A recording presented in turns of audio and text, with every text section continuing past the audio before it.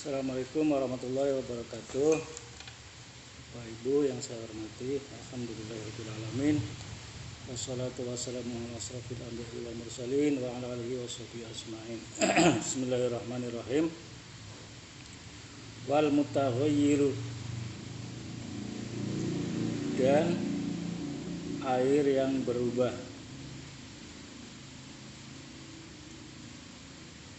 Ay wa min hadhihi qismil ma, ay wa min hadhihi, ay wa min hadzal qismi, tegese saking ikilah bagian iku al-ma'ul mutaghayyiru, air yang berubah. Al-ma'u jadi na'at man'ud, al-mutaghayyiru man'ud dari ma, maka harokatnya dibaca dhamma. Al-ma'u utai banyu, sifatnya banyu. Al-mutaghayyiru yang berubah. Ahadu ausofihi, salah satu sifatnya air. Bima sebab barang kholato yang nyampuri opo banyu, kholato yang nyampuri opo mahu ing banyu, minat tohiroti nyatane dari barang yang suci. Taghayyuron karena berubah. Yamna'u itlaqo ismil ma'i, yang bisa merubah kemutlakan nama air.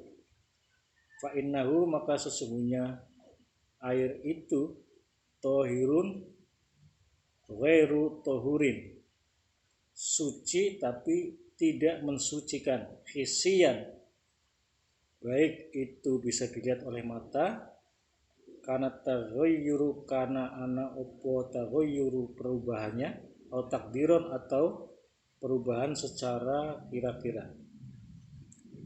Maksudnya begini, al-mutaghayyir, definisi dari al-mutaghayyir artinya berubah. Nah, maksudnya adalah air yang berubah sifatnya, baik itu berubah warnanya, atau berubah rasanya, atau berubah baunya. Itu namanya berubah. Karena sifat air ada tiga, ada rasa, ada bau, ada warna. Kalau salah satunya atau dua di antaranya atau seluruhnya itu bisa berubah sebab tercampur dengan benda lain, baik itu benda suci, baik itu benda cair ataupun benda padat, sehingga menghilangkan nama aslinya dari air mutlak, baik itu perubahan itu bisa dilihat atau tidak. Sekali lagi ini definisi air mutaghayyir. Air mutaghayyir itu adalah air yang berubah sifatnya sebab tercampur dengan zat lain, baik itu zat padat ataupun zat cair, sehingga menghilangkan nama dari air mutlak.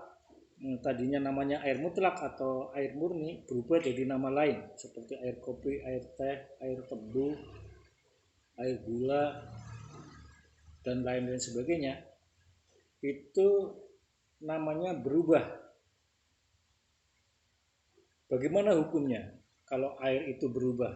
Nah, di sini saya bagi dua bagian. Air yang berubah yang dilihat secara nyata. Contohnya nih, air murni. Air murni berubah sifatnya setelah dicampur dengan gula. Air murni dicampur dengan gula. Maka sifat air murni itu tawar. Setelah dicampur gula, rasanya jadi berubah dari tawar menjadi manis. Dan namanya sudah bukan air murni lagi, tapi namanya air gula. Contoh lain, dicampur dengan kopi sehingga rasanya jadi pahit. Nah, apalagi dicampur gula dan kopi, Jadi rasanya jadi manis pahit. Namanya pun berubah jadi air kopi. Gulanya hilang. Air campur gula jadi air gula, tapi campurin kopi lagi jadi air kopi. Gulanya itu mustatir, tertutup.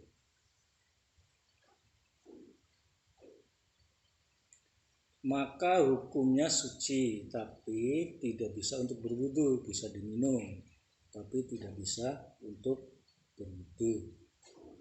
Walaupun jumlahnya banyak. Misal air 1 drum, air perasan tebu. Kita kerja di pabrik tebu, air tebu banyak.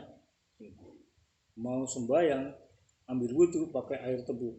Walaupun airnya banyak, hukumnya tetap tidak sah karena air itu sudah mukhalid, tercampur dengan unsur dari zat lain yang membuat larutan, sehingga air itu hilang kemutlakannya. Maka hukumnya menjadi suci tapi tidak bisa mensucikan. Yang kedua, air itu berubah dengan cara dikira-kira. Nah, ini biasanya air murni bercampur dengan air mustakmal. Sifatnya sama. Mustakmal juga asalnya air murni, tapi dia sudah dipakai atau bekas pakai. Nah, air murni ini yang satunya air murni yang belum dipakai. Ketika bercampur mustakmal dengan air murni, itu cara menentukan hukumnya dengan dikira-kira. Caranya bagaimana? Air yang mustakmal ini dianggap sebagai air yang berwarna, dianggap air tinta umpamanya, atau air obat merah, atau pewarna lain. Ketika dia bercampur, menurut anggapan kita, air itu berubah enggak? Nah, kalau misalnya air 1 gayung, ya, kemudian kita campur air habis untuk bersuci, berwudu, diteteskan begitu. Itu dikira-kira.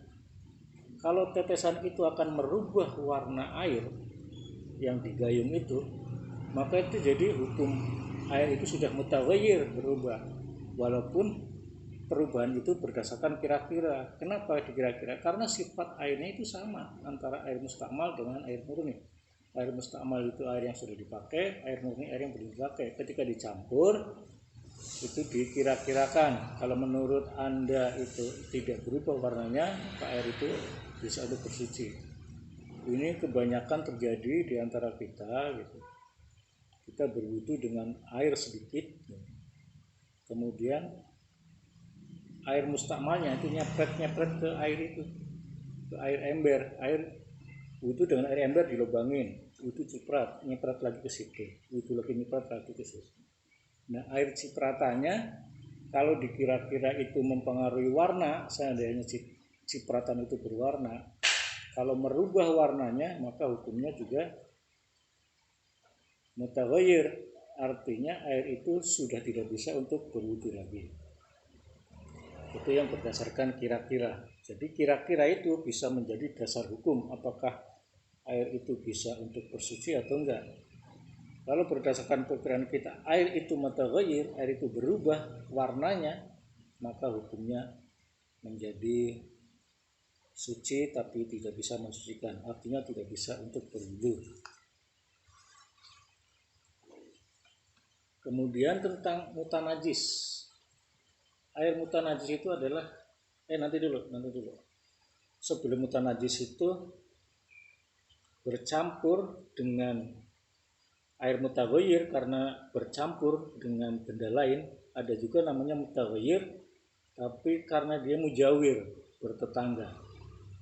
Bertetangga itu artinya apa? Dia bersanding air murni dengan zat lain, tetapi dia tidak bisa membuat larutan.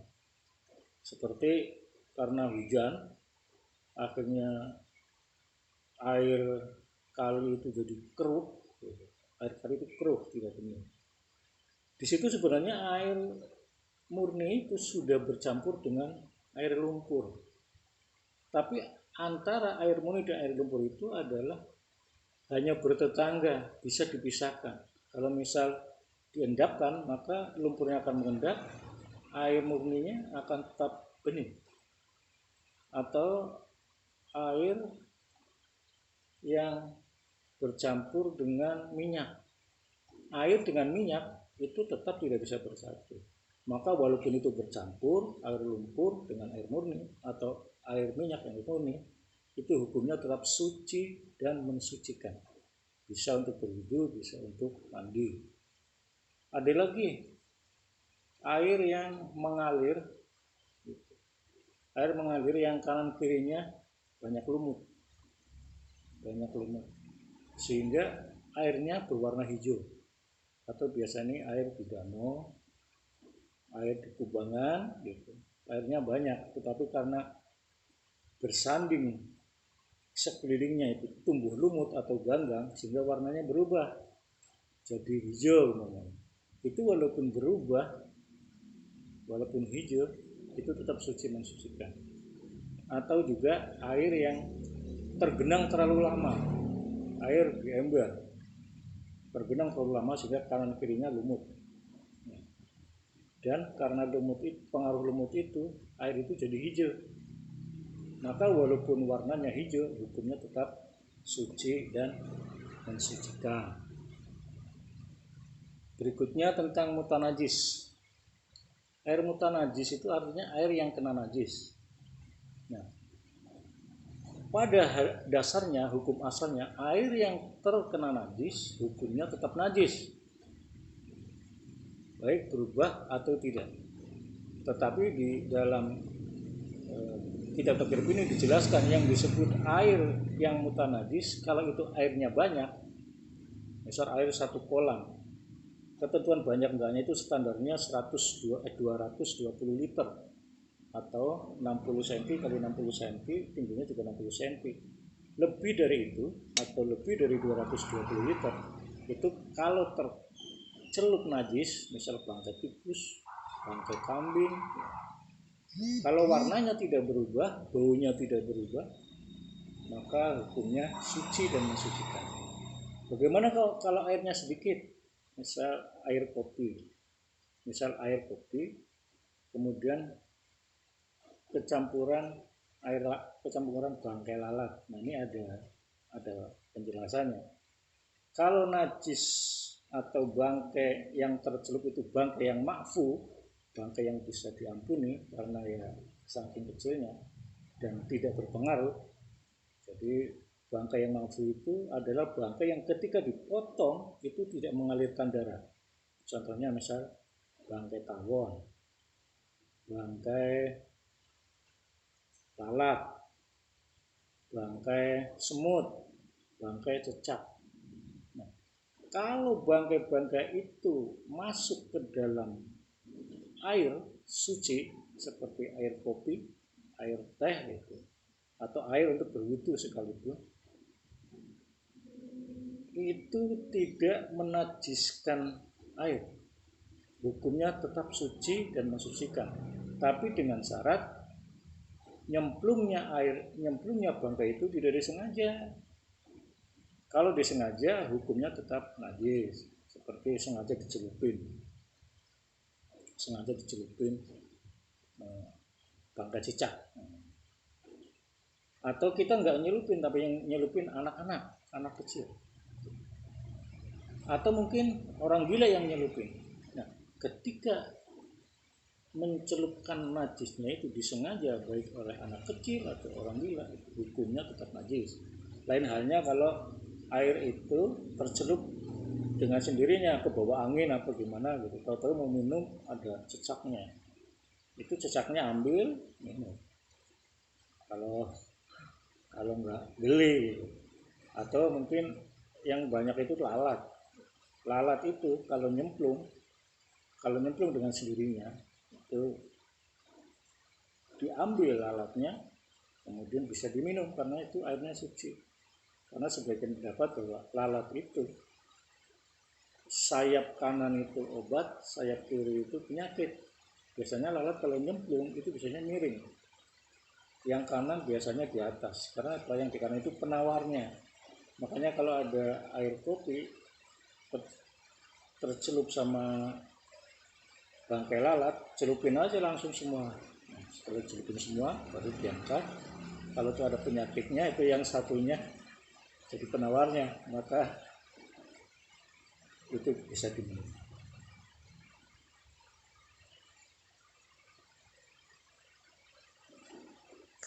Demikianlah mungkin yang bisa saya sampaikan, itu pengertian tentang air mutaghayyir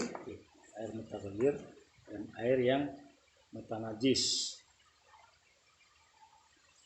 Sekali lagi saya secara definisi saya ingatkan, apa itu air mutaghayyir? Itu adalah air yang berubah sifatnya, baik bau, rasa maupun warna, sebab tercampur dengan benda lain, baik cair atau padat, sehingga menghilangkan nama aslinya, yaitu air murni atau air mutlak. Baik perubahan itu bisa dilihat ataupun dikira-kira.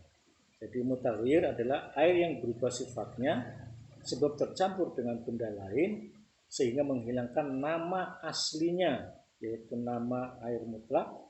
Baik perubahan itu bisa dilihat oleh mata atau tidak. Demikian yang bisa saya sampaikan. Assalamualaikum warahmatullahi wabarakatuh.